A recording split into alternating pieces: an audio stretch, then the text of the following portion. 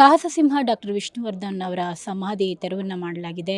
ಈ ಬಗ್ಗೆ ಮಾತನಾಡೋದಕ್ಕೆ ನಮ್ಮ ಜೊತೆಗೆ ಅವರ ದತ್ತುಪುತ್ರ ಸಮಾನರಾದ ಶ್ರೀಧರ ಮೂರ್ತಿ ಅವರಿದ್ದಾರೆ. ಇದಕ್ಕೂ ನಿಜಕ್ಕೂ ಬೇಸರ ತರುವಂತಹ ವಿಚಾರ. ಅವರ ಫ್ಯಾಮಿಲಿ ಕುಟುಂಬಸ್ಥರು ಸಮಾನರಾದ ಶ್ರೀಧರ ಮೂರ್ತಿ ಅವರು ಏನು ಹೇಳ್ತಾರೆ ಅಂತ ಕೇಳ್ತೀನಿ. ಮೊದಲನೇದಾಗಿ ನಿಮಗೆ ಧ್ವಂಸ ಮಾಡಿದಾಗ ಏನು ಅನ್ನಿಸ್ತು? ಪಬ್ಲಿಕ್ರಿಗೆ ನನ್ನ ನಮಸ್ಕಾರ.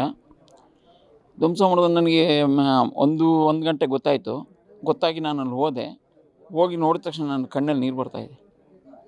ಯಾಕೆಂದರೆ ನಾನೇ ಸ್ವತಃ ಅಲ್ಲಿ ಅಂತ್ಯ ಸಂಸ್ಕಾರವನ್ನು ಮಾಡಿದ್ದು 2009ರಲ್ಲಿ 30ನೇ ತಾರೀಕು ನಾನೇ ಸ್ವತಃ ಮಾಡಿದ್ದರಿಂದ ನನಗೆ ಭಾಳ ದುಃಖ ಆಯಿತು. ಅಲ್ಲಿ ತುಂಬ ದುಃಖ. ಆ ದುಃಖನ ತಡಿಲಿಕ್ಕಾಗಿಲ್ಲ. ಯಾರ ಹತ್ರನೂ ಮಾತಾಡಲಿಲ್ಲ. ಭಾಳಷ್ಟು ಮೀಡಿಯಾದವ್ರು ಬಂದಿದ್ದರು, ಒಬ್ಬರ ಹತ್ರ ಮಾತಾಡಲಿಲ್ಲ ಅಂತಲೇ ಹೇಳಿದೆ ನಾನು. ಯಾಕೆಂದರೆ ಆ ಒಂದು ಸ್ಥಳ ಒಂದು ಶಕ್ತಿ ಸ್ಥಳ. ಅದು ಆ ಶಕ್ತಿ ಸ್ಥಳವನ್ನು ಹೀಗೆ ಮಾಡ್ತಾರೆ ಅಂದರೆ ಇವರು ಎಂಥ ನೀಚರಿರಬೇಕು, ಅಂಥ ನೀಚ ಕೆಲಸವನ್ನು ಮಾಡ್ತಾರೆ. ಅಂಥ ಒಬ್ಬ ಮೇರು ನಟರಿಗೆ ಇಂಥ ಕೆಲಸವನ್ನು ಮಾಡಬೇಕು. ಅವರು ಎಷ್ಟು ಬೇಡ್ಕೊಂಡಿದ್ವಿ ಅಂದರೆ ಅಷ್ಟು ಬೇಡ್ಕೊಂಡಿದ್ವಿ ನಾವು ಅವ್ರನ್ನ. ನಿಮ್ಗೆ ಏನು ಬೇಕು, ಹಣ ಬೇಕಾ ಕೊಡ್ತೀವಿ, ಏನು ಬೇಕು ಹೇಳಿ ಮಾಡ್ತೀವಿ ನಾವು ನಿಮಗೆ ಅಂತೆಲ್ಲ ಕೇಳ್ಕೊಂಡಿದ್ವಿ. ಆದರೂ ಸಹ ಅವರು ಅದನ್ನೂ ಲೆಕ್ಕಿಸದೆ ಈ ಥರ ಕೆಲಸವನ್ನು ಮಾಡಿರೋದು ಭಾಳ ನೀಚ ಕೆಲಸ ಅಂತ ನನಗೆ ಅನ್ನಿಸ್ತಾ ಇದೆ.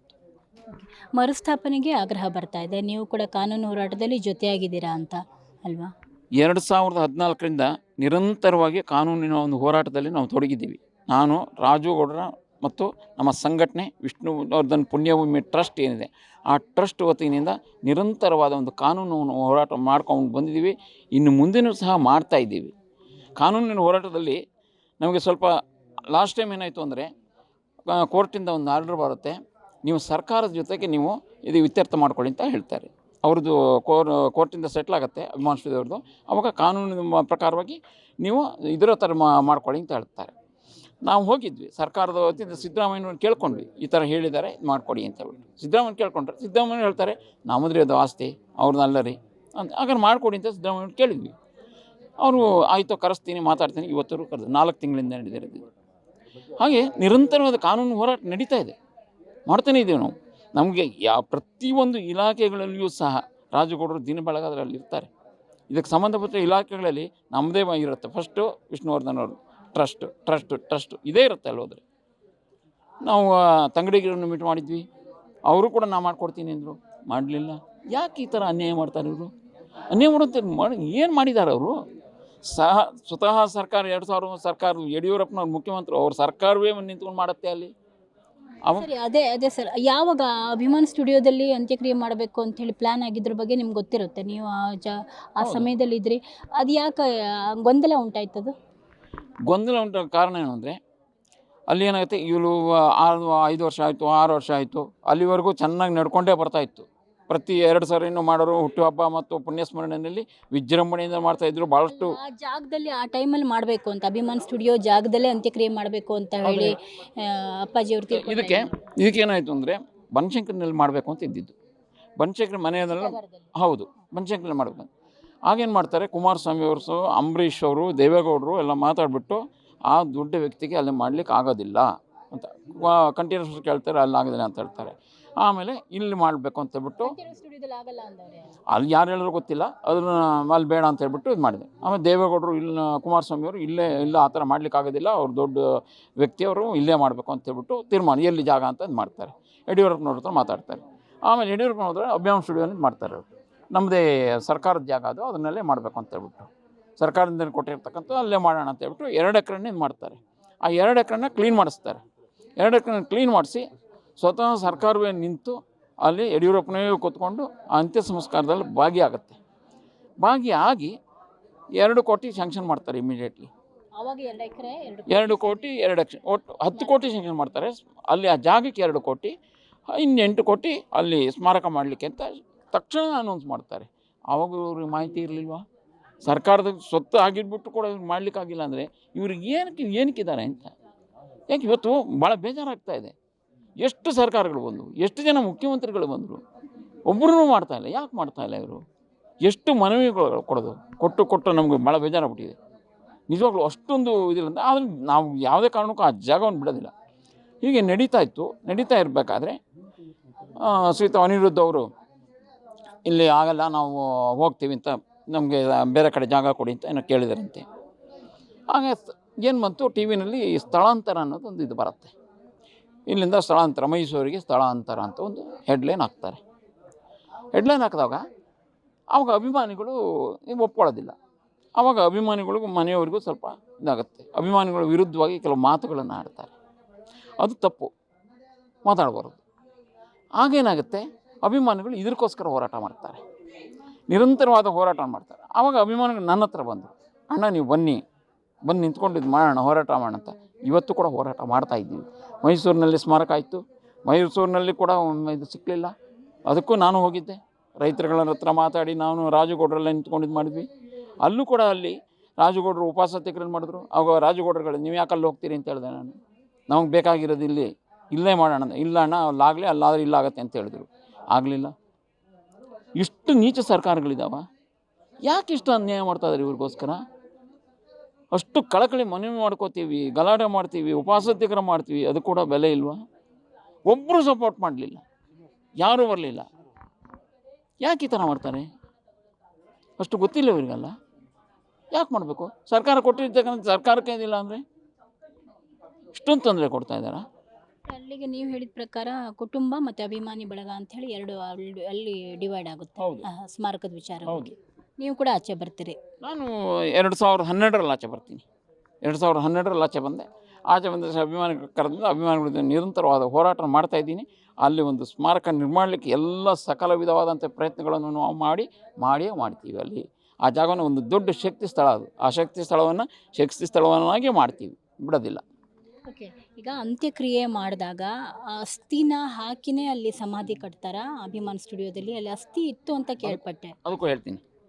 ಅಲ್ಲಿ ಒಂದು ಅಸ್ಥಿ ಒಂದು ಡ್ರಮ್ನಲ್ಲಿ ತುಂಬಿಸಿಟ್ಟಿದ್ವಿ.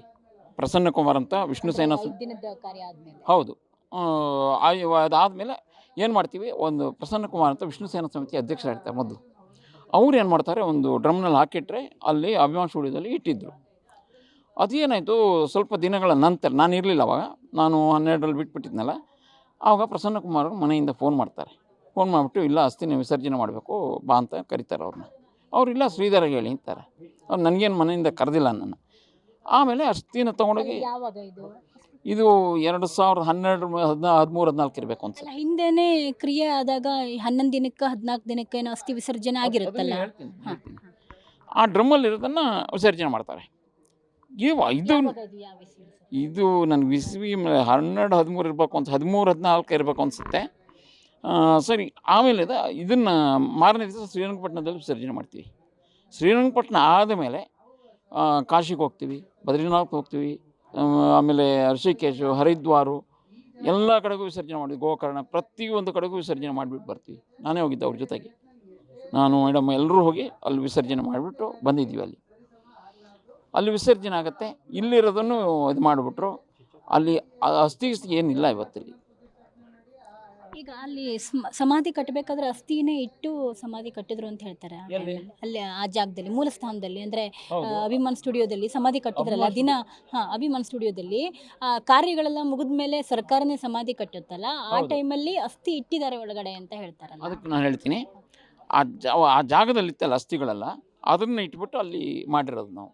ಮನೆಯಿಂದನೇ ಮಾಡಿರೋದು, ಅದು ಸರ್ಕಾರದಿಂದ ಮಾಡಿರ್ತಕ್ಕಂಥದ್ದಲ್ಲ. ಮನೆಯವರೇ ಮನೆಯಲ್ಲೇ ಮಾಡಿದ್ದು. ಆ ಮನೆ ನಿಂತ್ಕೊಂಡು ಎಲ್ಲ ಮಾಡಿಸಿದ್ದು. ಆ ಒಂದು ಮಂಟಪ ಎಲ್ಲ ಕಟ್ಟಿ ಎಲ್ಲ ಅವರೇ ಮಾಡಿಸಿದ್ದು. ಆ ಒಂದು ಜಾಗದಲ್ಲಿ ಇತ್ತು ಅವಾಗ. ಆ ಒಂದು ಜಾಗದಲ್ಲಿ ಏನು ಸ್ವಲ್ಪ ಇದಾಗಿರುತ್ತೋ ಅದನ್ನೆಲ್ಲ ಇಟ್ಬಿಟ್ಟು ಮಾಡಿರೋದು.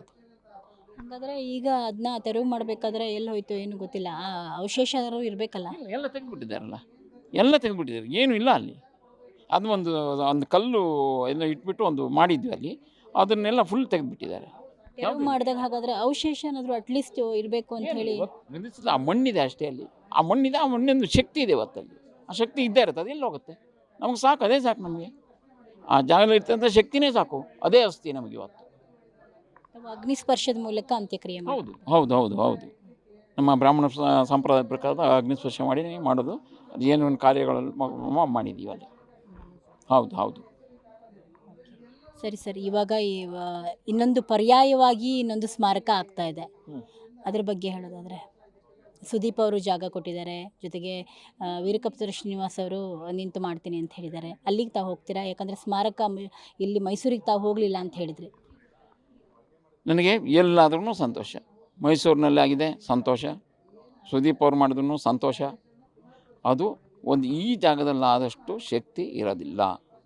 ಈ ಜಾಗದಲ್ಲಾದರೆ ಅದು ಒಂದು ಶಕ್ತಿ ಇರುತ್ತದೆ. ಅಲ್ಲೂ ಹೋಗ್ತೀನಿ, ಹೋಗೋದಿಲ್ಲ ಅಂತೇಳಿ ಸುದೀಪ್ ಅವ್ರು ಮಾಡಿದ್ರೆ ನಾನು ಹೋಗ್ತೀನಿ, ಹೋಗೋದಕ್ಕೆ ನನಗೇನಿಲ್ಲ. ಆದರೆ ಈ ಜಾಗದಲ್ಲಿ ಆಗಬೇಕು.